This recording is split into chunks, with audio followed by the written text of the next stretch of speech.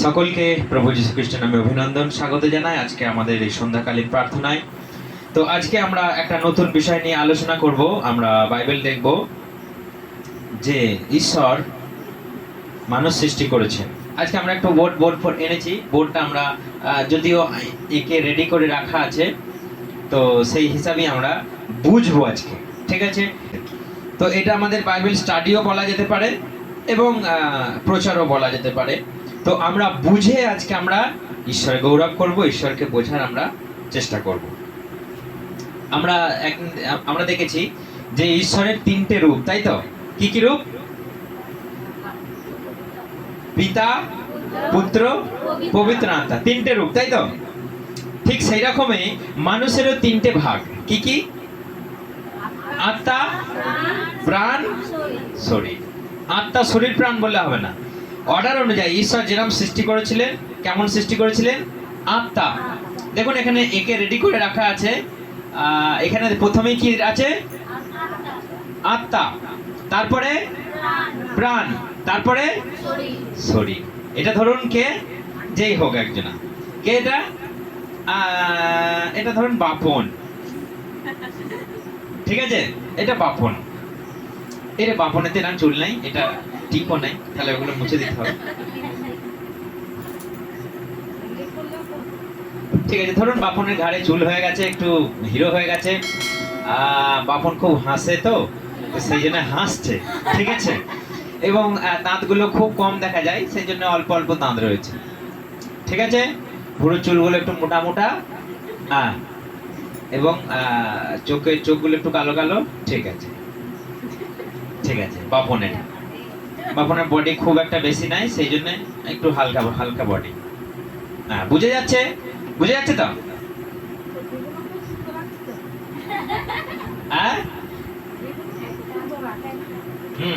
ঠিক আছে, একটু মেকআপ ফেকআপ কম করেছে, তো সময় পায় না, সেই জন্য।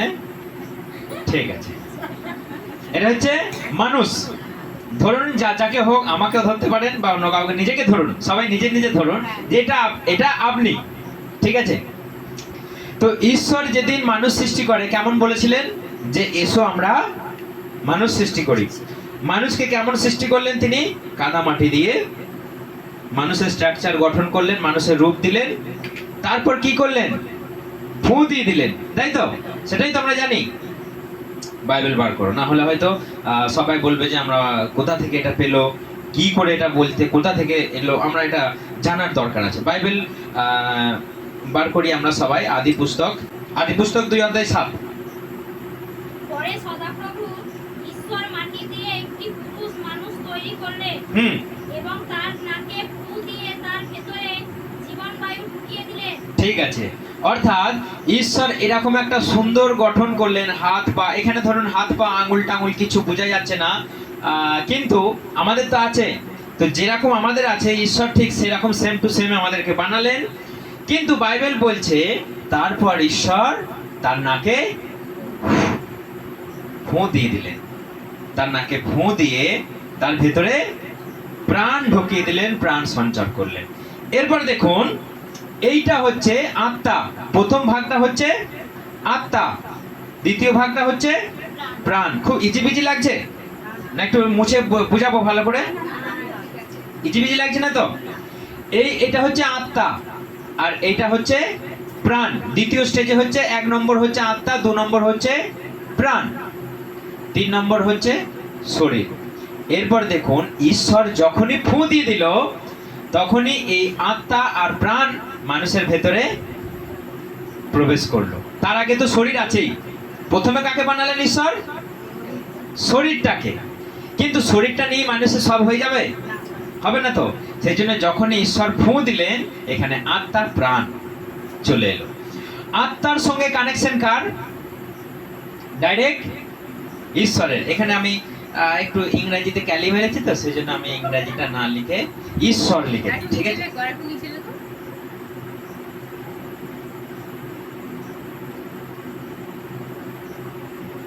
ঈশ্বর, ঠিক আছে? অর্থাৎ ঈশ্বর যখনই ফু দিয়ে দিলেন, আত্মার প্রাণ তৈরি হয়ে গেল, মানুষের ভেতরে প্রবেশ করলো। সেই জন্য কানেকশন সবসময় কার? ঈশ্বরের। আত্মার। এই কানেকশনটা কার? এইটা আপনার নিজের, ভালো করে বুঝবেন। এইটা আপনার নিজের, প্রাণটা আমাদের নিজের সত্তা, যেটাকে বলা হয় আমাদের সত্তা। কিন্তু এইটার সঙ্গে কানেকশন কার? ঈশ্বরের। এইটা যদি আপনার না থাকে তাহলে কিন্তু আপনি মানুষ, শুধু মানুষ, ঈশ্বরের সঙ্গে কোনো সম্পর্ক নাই। যেমন একটা পশু, যেমন একটা জানোয়ার, মানুষ ছাড়া আর যেগুলো প্রাণী, তাদের জানবেন এইটা নাই, তাদের শুধু আর এইটা। বুঝতে পারছেন সবাই? মানুষ ছাড়া যেগুলো আছে প্রাণী, তাদের কেবল প্রাণ আর শরীর, তাদের এই আত্মাটা নাই। কারণ মানুষকে কেবল ঈশ্বর ফুঁ দিয়েছে, আর কাউকে ফুঁ দিয়েছে? মানুষকে কেবল ঈশ্বর ফুঁ দিয়ে তার ভেতরে প্রাণ প্রবেশ করিয়ে দিয়েছে। সেই জন্য আত্মার প্রাণ কেবল মানুষের আছে, আত্মা কেবল মানুষের আছে, প্রাণ আর শরীর সমস্ত প্রাণীর আছে। এরপর দেখুন, এইটার সঙ্গে কানেকশন কার? সব সময় ঈশ্বরের। তো এইটার চেতনায় ঈশ্বর আমাদের সঙ্গে কানেকশন করবে, এটা আমার নিজের। আর এইটা তো হচ্ছে কোথা থেকে তৈরি? এইটা কোথা থেকে তৈরি? পৃথিবীর, তাই তো? মাটি থেকে তৈরি, পৃথিবীর জিনিস দিয়ে এটা হচ্ছে তৈরি। সেই জন্য এর সঙ্গে কতটা বেশি আমাদের লেনা দেনা নেই, এ জাস্ট আছে। আমাদের হুশ করে এটা যখনই বেরিয়ে চলে যাবে, তখন একে তখন মানুষে সেই চ্যাংদোলা করে তুলে কাঁধে নিয়ে দুমদাম করে পিটিয়ে পুড়িয়ে দেবে, কে পুঁতে দেবে। তো এইটা নিয়ে অত আমাদের মাথা ঘামিয়ে লাভ নাই। কিন্তু যত নাটের গুঁড়ো হচ্ছে এইটাই, দেখবেন পরে। তো সেই জন্য আমাদের এখন দেখতে হবে এইটা বিষয় নিয়ে, ঠিক আছে? এটা কি? আত্মা। এরপর দেখুন, একটা কন্ডিশন আছে না, যে ঈশ্বর কি বলেছিলেন যে তোমরা সেই বাগানের ফল সব খেতে পারো, কিন্তু একটা ফল খাবে না। কোনটা?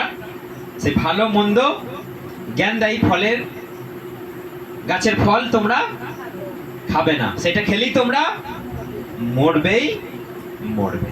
দেখুন, ওইটা আমার সঙ্গে ভালো করে একবার পড়ি, কারণ ওটা খুব গুরুত্বপূর্ণ। যে ঈশ্বর কি বলেছিলেন 2 অধ্যায়েরই আমরা 16 পড়ি, 2 অধ্যায় 16।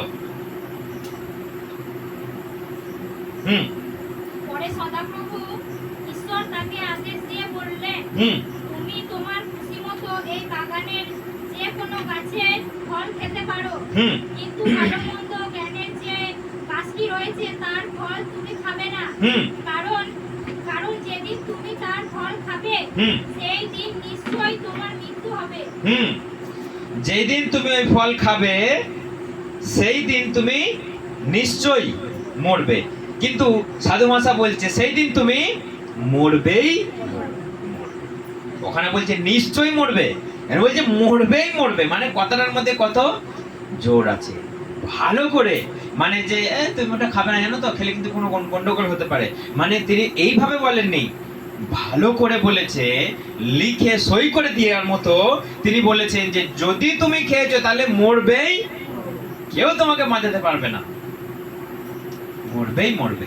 কিন্তু আমরা দেখি যে তারা কি করলো, পরবর্তীকালে কি করলো, সেই ফলটা তো খেলো নাকি। আমরা পড়ি 3 অধ্যায় বার করি, 3 অধ্যায় 1 থেকেই আমরা পড়ি আমরা কেউ। হ্যাঁ, সদাপ্রভু ঈশ্বরের সৃষ্টি ভূচর প্রাণীদের মধ্যে সাপ সবচেয়ে ধূর্ত ছিল। সে ওই নারীকে বলল, ঈশ্বর কি বাস্তবিক বলেছেন তোমরা এই বাগানের কোনো গাছের ফল খেও না? নারী সাপকে বললেন, আমরা এই বাগানের সব গাছের ফল খেতে পারি, কেবল বাগানের মাঝখানে যে গাছ আছে সেই ফলের বিষয় ঈশ্বর বলেছেন তোমরা তা খেও না। দেখুন, এখানে কথাটা আমাদের একটু বিশ্লেষণ করতে হবে। ঈশ্বর বলেছেন যে তুমি ওটা খাবে না, খেলেই কিন্তু মরবে। শয়তান এসে কি বলেছে? ঈশ্বর কি বাস্তবে কি বলেছে তোমরা ওটা খাবে না? ঈশ্বর বলেছে তোমরা খাবে না, কিন্তু ও ওই কথাটার উপর আবার জোর দিচ্ছে, সত্যি করেই বলেছে খাবে না। তখন ও চিন্তা করে দেখলে, হ্যাঁ সত্যি করেই কি ঈশ্বর বলেছে খাবে না, সত্যি করেই কি বলেছে ঈশ্বর ওটা স্পর্শ করো না, এরকম কি কিছু বলেছে? তো ওই কথাটা নিয়ে ও আবার প্রেসার দিচ্ছে, সত্যি করেই ভেবে দেখো ঈশ্বর কি তোমাকে বলেছে যে তুমি ওটা খাবে না, খেলেই মরবে। তারপর কি লেখা রয়েছে? তখন সাপ নারীকে বলল, হুম। কোনোভাবেই মরবে না, হুম। কারণ ঈশ্বর জানেন হুম। যেদিন তোমরা তা খাবে হুম। সেই দিন তোমাদের চোখ খুলে যাবে। হ্যাঁ, দেখুন শয়তান এসে কি বলছে, ঈশ্বর ভালো করেই জানে যে তোমরা এটা খেয়ে নিলে তার মতো হয়ে যাবে, তোমরা তার মতো তোমরা হয়ে যাবে। সেই জন্য তোমাদেরকে বারণ করেছে। কেন তোমরা তার মতো হতে যাবে? তোমরা, ঈশ্বর কি চায় যে আমার মতো কেউ হয়ে যাক, আমার প্রতিদ্বন্দ্বী কেউ আসুক? কারণ একদিন তো প্রতিদ্বন্দ্বী সে করেছিল, একদিন তো সেই ঈশ্বরের সিংহাসনকে দখল করার চেষ্টা করেছিল।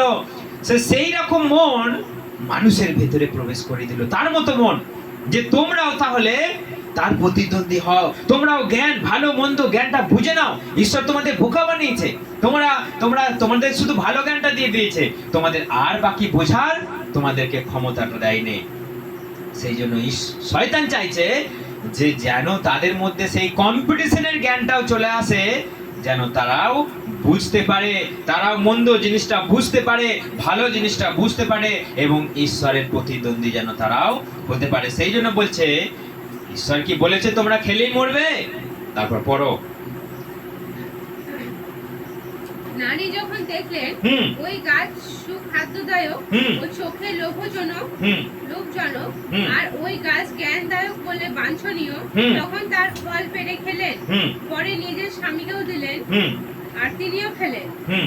তাতে তাদের উভয়ের চোখ খুলে গেল। হ্যাঁ, যখনই তারা এটা খেলো তাদের চোখ অমনি খুলে গেল। তারপর তারা বুঝতে পারলেন যে তারা উলঙ্গ, হুম। আর ডুমুর গাছের পাতা জুড়ে ঘাগরা তৈরি করে নিলেন। তারা তখনই বুঝতে পারলো যে আমাদের ড্রেস নাই। তারা বড় বড় ডুমুর গাছের পাতা নিয়ে নিজেরাই সেলাই করে তারা ঘাগরা প্রস্তুত করে ড্রেস পরে চলতে লাগলো। তো মানব জাতির পাপের পতনের কারণে হচ্ছে কে? মানুষের লোভ। কারণ যখনই শয়তান বুঝিয়ে দিল, মাথায় ঢুকিয়ে দিল, তখন বললো হ্যাঁ সত্যি তো এটা ভালো, দেখতেও সুন্দর, আর এটা বোধহয় জ্ঞানও দেবে। সেই জন্য সে ফলটা পেরে খেলো, নিজের স্বামীকেও দিল। তাদের কি মৃত্যু হয়ে গেল? তার সঙ্গে সঙ্গে ধরফড়ি মরে গেল, হার্ট ফেল করে। কি মরলো? দেখুন এইখানে কি আছে? আত্মা। যখনই তারা ঈশ্বরের এই আদেশ অবাধ্য করলো, তখনই তাদের আত্মা কি হলো? আত্মা আউট হয়ে যায় না। মরে গেল। দেখুন এখানে অনেক বড় করে লেখা আছে, তো সেই জন্য আমি আর একটা এরকম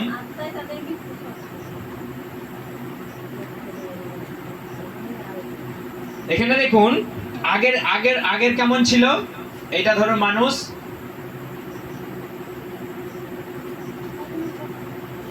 এইটা এইটা এইটা এই এই পোরশনটা গেল আত্মা, এই পোরশনটা গেল প্রাণ, এই পোরশনটা শরীর। ঠিক আছে? তো এখানে আত্মা, এখানে প্রাণ, এখানে শরীর। এইখানে আবার একটা দেখুন, কালিটা শেষ করে দিয়েছে নাকি রে?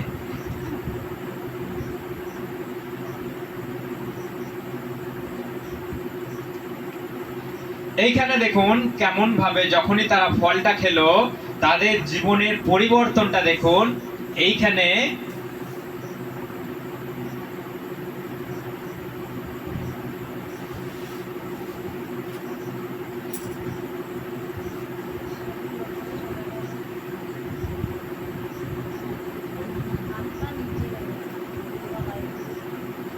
কোথায় চলে এলো আত্মা? একদম তলানিতে। প্রথমে ঈশ্বর সৃষ্টি করেছিল আত্মা, মানে তার সঙ্গে কানেকশনে ডাইরেক্ট। কিন্তু যখনই মানুষ অবাধ্য হলো, মানুষ যখনই পাপে পড়ে গেল, মানুষের আত্মা চলে এলো নিচেই, আর মানুষের শরীরের চিন্তায় চলে গেল উপরে। কারণ আত্মার সঙ্গে সব সময় ঈশ্বরের কানেকশন। আত্মা যখন থাকবে আমাদের চেতনা ঈশ্বর ঈশ্বর থাকবে। কিন্তু যখন আত্মাই চলে গেল আউট, তখন শরীরের সঙ্গে কি ঈশ্বরের কোনোদিন যোগাযোগ হয়? হ্যাঁ, শরীরের সঙ্গে ঈশ্বরের কানেকশন, শরীরের সঙ্গে কথা বলবে নাকি? কিডনির সঙ্গে কথা বলবে না লিভারের সঙ্গে ঈশ্বর কথা বলবে? ঈশ্বর কার সঙ্গে কথা বলবে? আত্মার সঙ্গে। আত্মা আর প্রাণ, আত্মা আর প্রাণ একসঙ্গে তারা মিক্স, মার্জিত। সেই জন্য আত্মার সঙ্গে কথা বললে আমাদের প্রাণ সেটা বলে ওঠে। মানে যখন ভবিষ্যৎবাণী হয়, আত্মা ঈশ্বর কথা বলবে প্রাণে, তখন মানুষকে ভবিষ্যৎবাণী দেওয়া হবে। বোঝা গেল কথাটা? তাহলে আপনার কাছে টাওয়ারটাই নেই, ফোন আসবে? হ্যাঁ, আত্মা একটা ধরুন টাওয়ার, তাহলে টাওয়ারটাই যদি নেই, টাওয়ারে বাজ পড়ে গেছে, আসবে আর ফোন? যতই আপনি ইন্টারনেটে সার্চ করুন, আসবে আর কিছু? মানুষ অবাধ্য হলো, মানে সব থেকে বড় ভয়ঙ্কর ভুলটা, পাপটা করলো, ঈশ্বরের অবাধ্য, ঈশ্বরের বারণ শুনলো না, ঈশ্বরের মানা শুনলো না, সেই ফলটাই খেয়ে ঈশ্বরের মুখের উপরে তারা ঝামা ঘষে দিল, ঈশ্বর থেকে তারা দূরে চলে গেল, তারা বঞ্চিত হলো। মানুষের আত্মা একদম তলানিতে ঠেকে গেল, মানুষের আত্মা একদম শেষ হয়ে গেল নিচেই। ঈশ্বরের যেই অর্ডার ঈশ্বর আমাদেরকে সৃষ্টি করলো, সেই অর্ডারটা শয়তান এসে উলট পালট করে দিল। তাহলে আর কার সঙ্গে ঈশ্বরের কানেকশন হবে এখন? আর কার সঙ্গে কানেকশন হবে? তাদেরকে তো এদন বাগান থেকে ঈশ্বর তাড়িয়ে দিল, যাও তোমাদের সঙ্গে আমাদের আর কোনো সম্পর্ক নেই, যাও তোমরা আমার সঙ্গে, আর কোনো সম্পর্ক নাই। কারণ যার সঙ্গে ঈশ্বর কথা বলবে সেটাই তো শেষ, সেটাই তো তারা অবাধ্যতার কারণে ডাউন করে দিল। সেই জন্য যখনই তারা পাপে পরিণত হলো, তারা ফলটা খেলো, আত্মার সঙ্গে ঈশ্বরের কানেকশন শেষ হয়ে গেল। আত্মার সঙ্গে ঈশ্বরের আর কোনো কানেকশন নাই। উপরে তো শরীর, এ কি বলবে? দূর ঘুমো, দূর আলা হয়ে গেছি, দূর যেতে হয় না, দূর এটা খা খা খা খা খা, কে বলে? শরীর। এখনকার দিনের মানুষের জানবেন এটার নিচেই আছে, এর কোনো শক্তি নেই। সেই জন্য ঈশ্বরকে মানুষ চোখে দেখতে পারে না। সেই জন্য মানুষ ঈশ্বরের নাম শুনলে দূর, শরীরের চিন্তা তো। আর প্রাণে কে শক্তি যোগাবে তাদের? শরীর শক্তি দেবে? শরীর বলবে দূর চো একটু ক্রাম খেলাসি, দূর চো একটু মেরে আসি। তাহলে এইটা যদি না থাকে, কেউ বলবে না ঈশ্বর আছে, আমাকে শাস্তি দেবে, আমাকে নরকে ফেলে দেবে, আমাকে আগুনে ফেলে দেবে, এইটা যদি না থাকে, ঈশ্বরের ভয় কারো কাছে থাকবে না। ঈশ্বরের ভয় সেই জন্য আজকেকার সমাজে নেই। সেই জন্য মানুষ আজকে পশু হয়ে গেছে না? হ্যাঁ, মানুষ আজকে পশুর মতো আচরণ করছে, মানামানি নাই কিছু, মানামানি কিছু নেই। মানুষ কিসের জন্য অনেক গুরু বাবা আছে না, ইয়াং 16 বছরের মেয়েগুলোকে তারা একটা ঘরে বন্দি করে রাখছে। কারণটা কি? মানুষের কাছে ঈশ্বরের প্রদত্ত আত্মা, ঈশ্বরের গিফট, ঈশ্বরের অংশ আজকে মারা গেছে, আজকে শেষ। আজকে তাদের সঙ্গে কোনো সম্পর্ক নেই। তা কেন আজকে মানুষ পশুর মতো আচরণ করবে না? আমরা জানি তো পশু কেমন আচরণ করে, এটা বলতে হবে না নিশ্চয়ই। আমরা জানি ছাগলের চরিত্র আমরা জানি। তো সেই জন্য আমরা আজকে মানুষ নামেই আজকে মানুষ, কিন্তু অমানুষ। মানুষকে যদি আমরা সন্ধি বিচ্ছেদ করি কি হবে বলুন তো? কি বলতে পারবে? মান যোগ হুঁশ, মানে মান হুঁশ, তাই তো? মান যোগ হুঁশ সমান। তো মানুষের সন্ধি কি হবে? মান যোগ হুঁশ। যার মান আছে, মানে সম্মান আছে, এবং হুঁশ চেতনা আছে, এই দুটো জিনিস থাকবে কোথায় জানেন? প্রাণের সঙ্গে আত্মা, মানে তারা মার্জিত, আত্মার প্রাণ মার্জিত। মান আর হুঁশ এদের মধ্যে থাকবে। শরীরের মধ্যে কোনো মান হুঁশ থাকবে নাকি? তাকে তুমি খেতে দাও, খেতে দাও, খেতে দাও, সে খাবে, করে ঠেকুর তুলবে, খাবে আর করে ঠেকুর তুলবে, আর কিছু পারবে না। কিন্তু যার কাছে আত্মা অ্যাক্টিভ, সে বলবে একটু প্রার্থনা করি, সে বলবে একটু প্রার্থনা করি, আজকে সারাদিন প্রার্থনা করিনি, আজকে একটু বাইবেল পড়িনি, ঈশ্বরের সেই খাদ্যর জন্য তারা ছুটে বেড়াবে, আকাঙ্ক্ষিত। যার কাছে প্রাণ নেই সে বলবে দূর, যার কাছে আত্মা নেই সে বলবে দূর, ঘুমো দিকে নি। সকালবেলা উঠলেও যদি প্রাণ বলে আজকে সকালবেলা উঠে একটু প্রার্থনা করি, দূর ঘুমো, এই সকালে উঠবে, এই আরেকটু পর অ্যালার্ম বাজলে দূর নিভিয়ে দে, এই বন্ধ করে দে, আবার খানিক্ষণ 10 মিনিট ঘুমিয়ে নি, 10 মিনিট পর আরেকটু বাদে উঠবো। মানে আমাদের শরীর আমাদেরকে করতেই দেবে না। শরীরের চেতনায় যে চলবে, ঈশ্বরের সঙ্গে শরীরের অনেক শত্রুতা, অনেক বিরোধ। সেই জন্য শরীরের কনসিয়াসে চললে ঈশ্বরকে আমরা কখনো দেখতে পাবো না। আর আমাদের চেতনাতে এখন কি, শরীর মাংসের বশে আমরা চলছি। সেই জন্য আমাদের মধ্যে ঈশ্বরের কোনো গল্প নেই, ঈশ্বরের সঙ্গে আমাদের কোনো সম্পর্ক নেই। যার সঙ্গে ঈশ্বরের কানেকশন, সেই ঈশ্বরের সঙ্গে কানেকশন আজকে তলানিতে। কার সঙ্গে ঈশ্বরের কানেকশন হবে?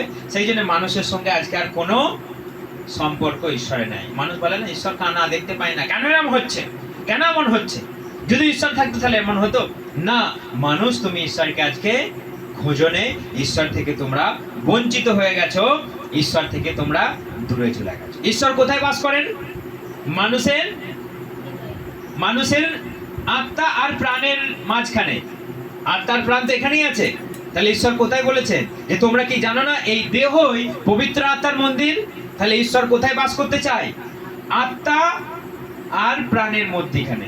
কিন্তু আত্মা যদি তলায় থাকে, ঈশ্বর বাস করবে? আজকে তো এই উপর থেকে আত্মা কোথায় চলে এসেছে? নিচে চলে এসেছে। তাহলে ঈশ্বর কি নিচে বাস করবে? ঈশ্বর সব সময় উপরে বাস করতে পারবে। যদি আপনার আত্মা এখানে থাকতো, ঈশ্বর আপনার শরীরে বাস করতো। আজকে মানুষের জীবনে কেন ঈশ্বর নেই? কারণ তাদের আত্মা আজকে ডাউন। তারা এই অর্ডারটা জানেই না। মানুষের আত্মা, প্রাণ আর শরীর, এই অর্ডারটা জানেই না, এই সাজানোটা তারা জানেই না। সেই জন্য আজকে মানুষ দিশেহারা, মানুষ কুল কিনারা, মানুষ বারবুতো দিন ফিন মেনে তারা একাকার করছে।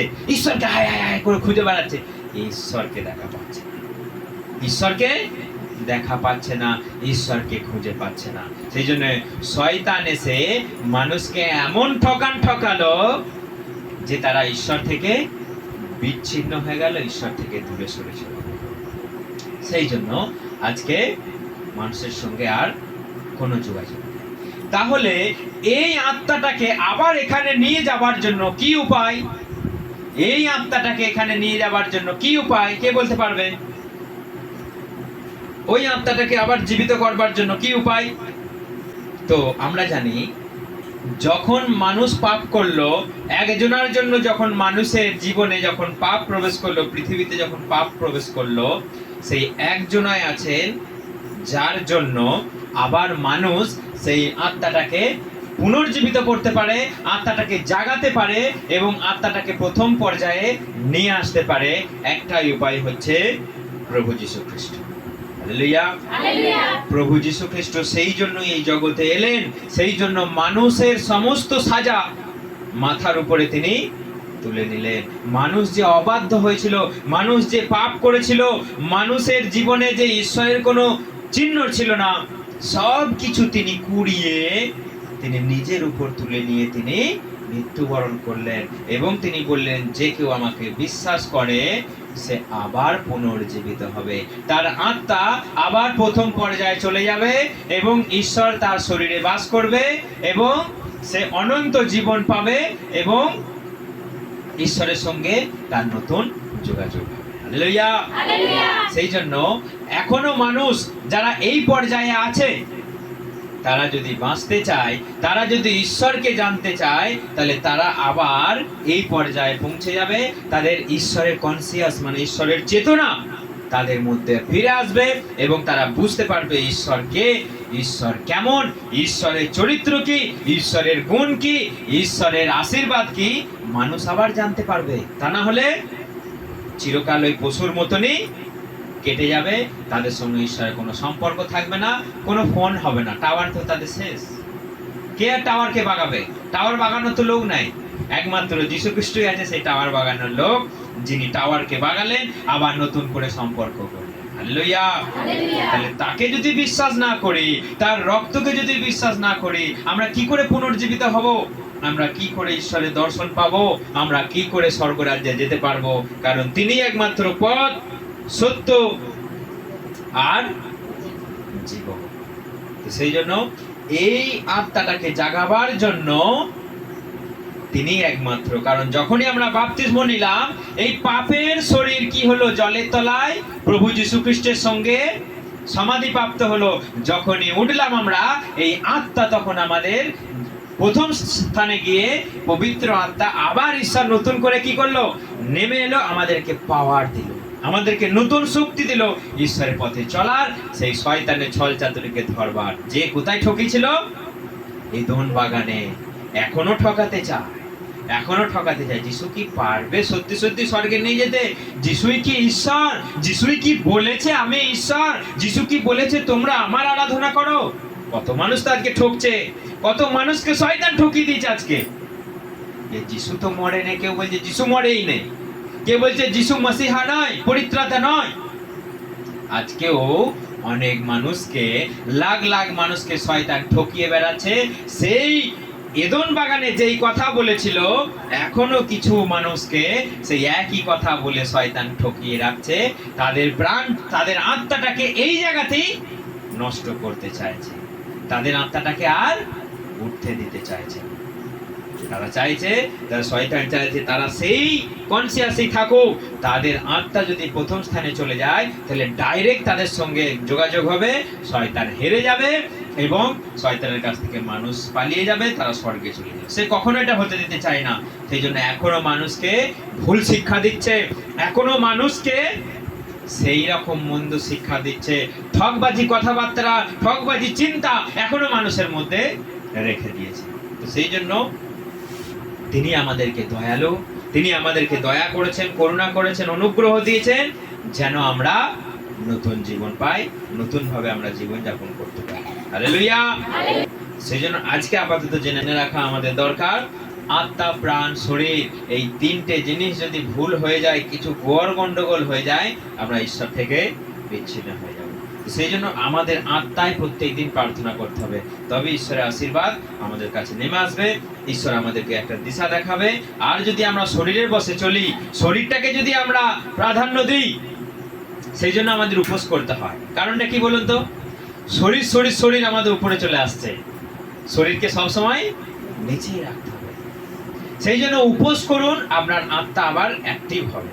সবসময় মনে হবে না প্রার্থনা করি, প্রার্থনা। যখন মনে হবে দূর প্রার্থনা প্রার্থনা ভাল লাগছে না, ভাল লাগছে না, জানবেন আপনার আত্মা ডাউন হয়ে যাচ্ছে, শরীরকে আপনি বেশি প্রাধান্য দিচ্ছেন। খাওয়া খাওয়া খাওয়া খাওয়া, ঘুম ঘুম ঘুম ঘুম ঘুম, শোয়া শোয়া শোয়া শোয়া, মানে সারাদিন ঘরে বসে থাকা, ঘরে বসে থাকা, ঘরে বসে থাকা। তা জানবেন যে তাদের জীবনে শরীরের জোর বেশি, আত্মার জোর বেশি। সেই জন্য তিনি বলছেন তোমরা আত্মায় প্রার্থনা করো, আত্মায় প্রার্থনা করো। শারীরিক বসে অনেকজনা প্রার্থনা করে, চেঁচিয়ে ফাটিয়ে দিল, কিছু হলো না। কিন্তু আত্মায় প্রার্থনা করলে ঈশ্বর আমাদেরকে আসে। হালেলুয়া, জয় যিশু।